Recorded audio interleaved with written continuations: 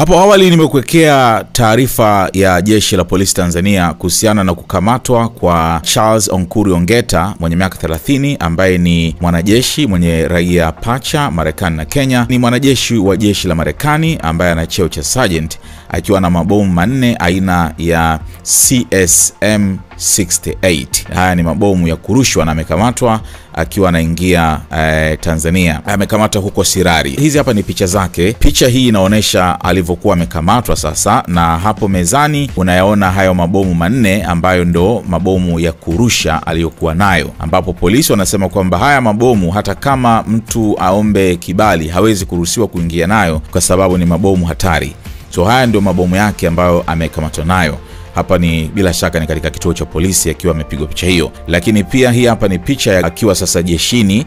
Unaona hapa ni US Army, jina lake Ongeta, akiwa kwenye majukumu yake ya kazi. Picha nyingine ni ya gari ambalo amekuja nalo. Hili ni Toyota Land Cruiser ambalo namba zake ni KDP 502Y. Kwa hiyo ndio hivyo, polisi wamesema kuwa wanakusanya ushahidi sambamba na kumhoji kwa tuhuma hizo ili hatua stahiki kwa mujibu wa sheria ziweze kuchukuliwa dhidi yake.